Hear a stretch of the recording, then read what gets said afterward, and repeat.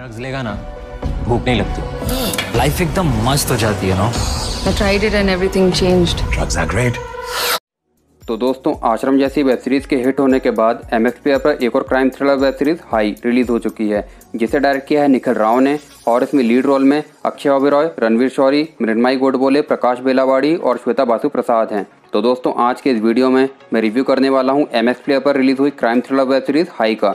तो आखिर क्या है इस वेब सीरीज में खास, जिसके लिए आपको ये वेब सीरीज देखनी चाहिए भी या नहीं, जानने के लिए इस वीडियो के एंड तक जरूर देखिएगा। तो दोस्तों, मैं हूं आपके साथ अखिलेश वर्मा और आप सब देख रहे हैं मेरा यूट्यूब चैनल मेंटोर वर्मा। तो चलिए दोस्तों, बिना टाइम वेस्ट किए शुरू करते हैं।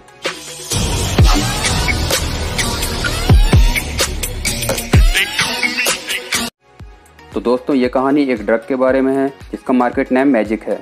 There's a new green pill that's hit the streets. They're calling it magic. पता करो कौन बना रहा है इसे। इस कहानी में दो टाइमलाइंस की स्टोरी एक साथ चल रही है, जिसमें एक 1972 की स्टोरी है जिसमें कुछ डॉक्टर्स मधुमलाई के जंगलों में एक मेरिसिमा नेफ्रोलिया नाम के प्लांट को खोजकर उससे अल्जाइमर की दवा बनाना चाहते हैं, और एक स्टोरी प्रेजेंट टाइम 2020 की है जिसमें शिव माथुर एक ड्रग एडिक्ट है जो कि रात दिन बस ड्रग्स में ही डूबा रहता है। Suppliers, peddlers, big fish, small fish, मेरी जिंदगी रह चुकी है, जिसका रीज़न उसके पास में हुए कुछ इंसिडेंट्स हैं और वो उन सब इंसिडेंट से मूव ऑन नहीं कर पाया और ड्रग एडिक्ट बन गया। तभी वो अपने कुछ पुराने दोस्तों से मिलने एक पब में जाता है और वहीं के वॉशरूम में ड्रग्स लेते लेते ही बेहोश पाया जाता है। Oh my God, Shiv, somebody call an ambulance! और फिर उसे एक रिहाब सेंटर में भेजा जाता है, और जब वो उस रिहाब सेंटर में पहुंचता है तो उसे रोज दवा के नाम पर वही मेरिथेमा नेफ्रोलिया से बनी हुई ड्रग्स के डोज दिए जाते हैं, जिससे वो एक ही बार में ड्रग्स का एडिक्शन छोड़ देता है। और तभी उसे पता चलता है कि ये उस रिहाब सेंटर्स के डॉक्टर्स इस ड्रग का इलीगल ह्यूमन ट्रायल कर रहे हैं। कुछ माल मिलेगा? MD, LSD, हेरोइन, क्या चाहिए? And it is mind fucking blowing. और ये ड्रग अल्जाइमर की दवा बनाने में हुए एक्सपेरिमेंट्स का नतीजा है। और तभी उन डॉक्टर्स के पास गवर्नमेंट से उस रिहाब सेंटर के लीज का नोटिस आता है, जिसके लिए उन्हें अपने रिहाब सेंटर को बचाने के लिए 27 करोड़ रुपयों की जरूरत होती है। और तभी शिव उन डॉक्टर्स को इस ड्रग्स को कुछ ड्रग डीलर्स के थ्रू बेचकर पैसा कमाने का आइडिया देता है। सिर्फ मुंबई में ही 50 लाख से ज्यादा लोग ड्रग्स यूज करते हैं। It's all A-listers, yeah? Actors, models. ताकि वो उन पैसों से अपना रिहाब सेंटर बचा सके, जिसके लिए वो कुछ कंडीशन भी उनके सामने रखता है और वो डॉक्टर्स मान जाते हैं, क्योंकि ये कोई हार्मफुल ड्रग नहीं है, बल्कि इससे लोग ड्रग एडिक्शन को रातों रात ही छोड़ देते हैं और ठीक हो जाते हैं, और इसी कारण इसकी डिमांड बढ़ जाती है। लेकिन कहानी इतनी सिंपल नहीं है। दूसरी तरफ एक और ड्रग माफिया मुन्ना है जो कि मैजिक के आ जाने के कारण अपना ड्रग नहीं बेच पा रहा है। 20-50 ग्राम की बात नहीं हो रही है, किलो के हिसाब से माल उतार रहा है कोई, पूरे धंधे का बैंड बजा दिया है। सुना है मैजिक का सबसे बड़ा सप्लायर वही है। और एक न्यूज़ रिपोर्टर आशिमा जो कि अपने न्यूज़ चैनल के लिए फेक न्यूज़ बनाकर फ्रस्ट्रेट हो चुकी है और कुछ बड़ा करना चाहती है। और इन सब के अलावा भी एक बड़ी फार्मा कंपनी की CEO जिसका एक किलर शिव और उसके डॉक्टर्स को ढूंढने में लगा हुआ है। Find them and kill them. तो क्या अब शिव और उसके साथी मैजिक को बेचकर अपना रिहैब सेंटर बचा पाएंगे, और कहानी में आगे क्या क्या इंटरेस्टिंग होने वाला है, ये जानने के लिए तो आपको ये वेब सीरीज ही देखनी होगी जो कि MX प्ले पर फ्री में अवेलेबल है। और इसके टोटल 9 एपिसोड हैं, जिसमें हर एपिसोड लगभग 35 से 40 मिनट का है। तो दोस्तों, अब बात कर ले कि ये वेब सीरीज है कैसी, तो मैं आपको बता दूं कि ये वेब सीरीज आपको Hollywood superhit web series Breaking Bad की याद दिला देगी, लेकिन इसका बस प्लॉट ही सेम है, बाकी पूरी कहानी अलग है, जो कि एक अच्छी बात है, जिसमें हमें दोनों को बिल्कुल भी कंपेयर नहीं करना चाहिए, क्योंकि अगर आप ढूंढने निकलेंगे तो एक ही प्लॉट पर आपको कई मूवीज और वेब सीरीज मिल जाएंगी। मादरचोद बॉम्बे का टॉप का माल है और तू बोल रहा है मेरे को माल नहीं बिक।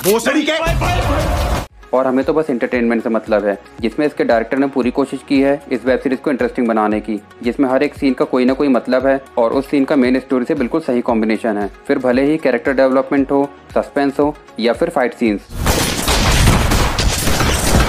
इस वेब सीरीज में आपको हर एक बात बढ़िया तरीके से दिखाई गई है, जिसे एक बढ़िया स्टोरी के साथ बनाया गया है, जिसका पूरा क्रेडिट इसके डायरेक्टर निखिल राव को ही जाता है। इसमें शुरू से ही सस्पेंस के साथ स्टोरी शुरू होती है और जैसे जैसे कहानी आगे बढ़ती जाती है, इसमें एक के बाद एक राज खुलते चले जाते हैं। Are you sure they are drug dealers? I am not a drug dealer. 3 kilo का मतलब समझती हैं आप? Drug trafficking. बात कर लें एक्टिंग की, तो इसमें लगभग हर कैरेक्टर के लिए एक बढ़िया एक्टर को चुना गया है और हर एक्टर ने बढ़िया एक्टिंग की है। खास तौर पर लीड एक्टर अक्षय ओबेरॉय, जिन्होंने शिव का कैरेक्टर प्ले किया है, उनकी एक्टिंग बहुत ही बढ़िया है, जिसमें शुरू में वो एक नशेड़ी हैं और बाद में एक ड्रग सेलर मास्टरमाइंड, और उन्होंने दोनों ही कैरेक्टर बढ़िया तरीके से प्ले किए हैं। इसके अलावा रणवीर शौरी, जिन्होंने किलर का कैरेक्टर प्ले किया है। मैजिक कहाँ से आता है? तेरी माँ की चूत से लेके आता है मादरचोद। श्वेता प्रसाद वासु जिन्होंने ड्रग बनाने वाली डॉक्टर का कैरेक्टर प्ले किया है और कुणाल नाइक जिन्होंने ड्रग माफिया का कैरेक्टर प्ले किया है। इन सभी ने बहुत ही बढ़िया एक्टिंग की है। इस वेब सीरीज का बीजीएम कहीं कहीं बहुत ही बढ़िया है और कहीं कहीं ठीक ठाक ही है। इसके अलावा इसमें 1-2 गाने भी हैं जिन्हें आप स्किप कर देखना ही पसंद करेंगे। इस वेब सीरीज का सबसे बड़ा मेजर ड्रॉबैक है इसकी लेंथ, जो कि पूरे 9 एपिसोड की है, जिसमें शुरू के 2 एपिसोड बहुत ही ज़्यादा स्लो हैं, जो कि हमें बोर करने के साथ साथ हमें समझा ही नहीं पाते कि इसकी स्टोरी आखिर कहना क्या चाहती है। I've done fucking all drugs, but this is something else. अबे तेरा माल तो जबरदस्त निकला यार। अगर डायरेक्टर और एडिटर चाहते तो इसे 30-30 मिनट के 6 से 7 एपिसोड में बढ़िया तरीके से बनाया जा सकता था। इन सब के अलावा भी इसमें काफ़ी एडल्ट सीन है और गालियों का भी यूज़ किया गया है। मैजिक का सप्लायर कौन है? अबे मुंह में लेना मादरचोद।